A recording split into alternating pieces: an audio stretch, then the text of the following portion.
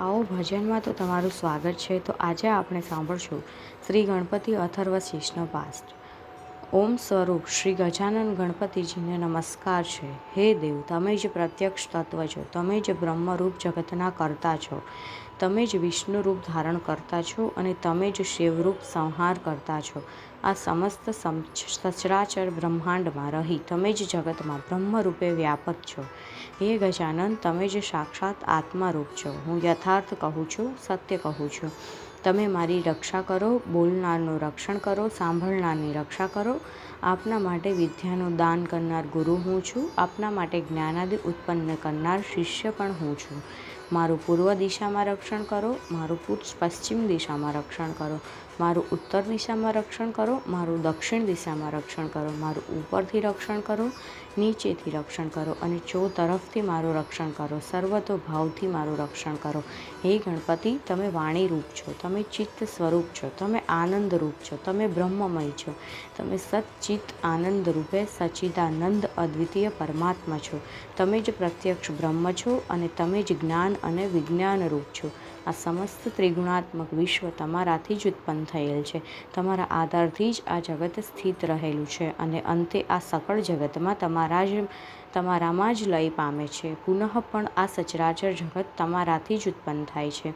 તમે જ ભૂમિ, જળ, અગ્નિ, વાયુ અને આકાશ છો. તમે જ પરા, પશ્યંતી, મધ્યમાં અને વૈખરી આ 4 પ્રકારની વાણીના સ્થાનરૂપ છો. તમે સત્વ, રજ, તમ આ 3 ગુણોથી રહિત છો.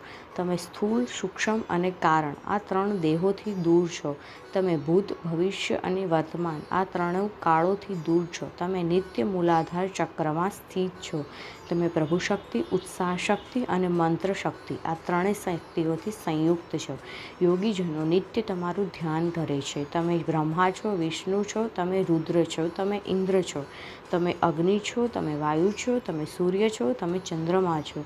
તમે જ બ્રહ્મવાચક ભૂર્વ, સ્વ તથા પ્રણવ આ 3 સ્વરૂપે છો.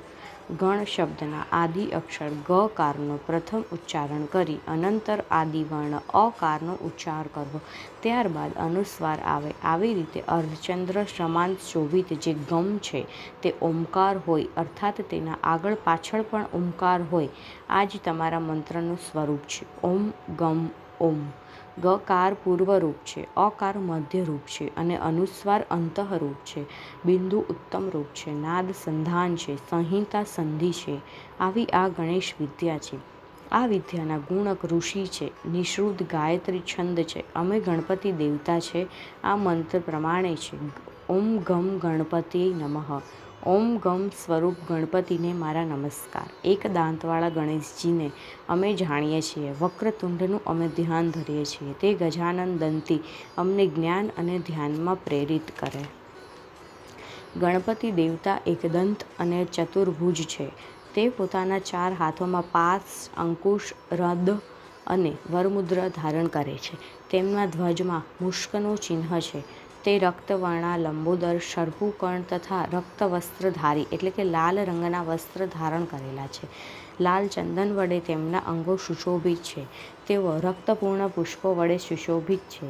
ભક્તોની મનોકામના પૂર્ણ કરનાર જ્યોતિર્મય જગતના કારણ તથા પ્રકૃતિ અને માયા પુરુષથી દૂર વિદ્યમાન એ પુરુષોત્તમ સૃષ્ટિના આદિમાં આવિર્ભૂત થયા છે. જે યોગી એમનું આ પ્રકારનું નિત્ય ધ્યાન ધરે છે તે સર્વ યોગીઓમાં શ્રેષ્ઠ ગણાય છે. દેવ સમૂહના તથા ગણોના પતિને નમસ્કાર. પ્રથમ નામના ગણના પતિને નમસ્કાર. લાંબા ઉદરવાળા એક દંતને ધારણ કરનાર, વિઘ્નને દૂર કરનાર શ્રી ભગવાન શિવના પુત્ર શ્રી વરદમૂર્તિ ગણપતિને નમસ્કાર હો. આ અથર્વશીર્ષનો પાઠ જે મનુષ્ય એકાગ્ર થઈને એક જ જગ્યાએ એક જ સમયે નિત્ય ભક્તિપૂર્વક ભણે છે તેને બ્રહ્મરૂપની પ્રાપ્તિ થાય છે. તેને ચારે બાજુથી સુખ સાંપડે છે. તે પાંચે મહાપાપથી મુક્ત થાય છે. ભાવિકો જો આ સ્ત્રોતનો સાયંકાળે પાઠ કરે અથવા તો સાંભળે તો તે દિવસ દરમિયાન થયેલા પાપોનો નાશ થશે. જો તે સવારે એકાગ્રતાથી આ સ્ત્રોતનો પાઠ કરે છે તો તેને રાત્રિના સમયે થયેલા પાપો નાશ પામે છે. અને આ સ્ત્રોતનો પાઠ સાયંકાળે અને પ્રાતઃકાળે શ્રદ્ધા ભક્તિથી કરે તો તે પાપ રહિત થાય છે. જે ભાવિક મનુષ્ય આ સ્ત્રોત પાઠ 24 કલાક કરે તો તે વિઘ્ન વગરનો નિર્ભય થાય છે. આ અથર્વશીર્ષનો પાઠ સ્ત્રોતના પાઠથી મનુષ્ય ધર્મ, અર્થ, કામ અને મોક્ષની પ્રાપ્તિ કરે છે. આ સર્વોત્તમ અથર્વશીર્ષ અસૂય જેને શ્રદ્ધા ન હોય એવા મનુષ્યને આપવું નહીં.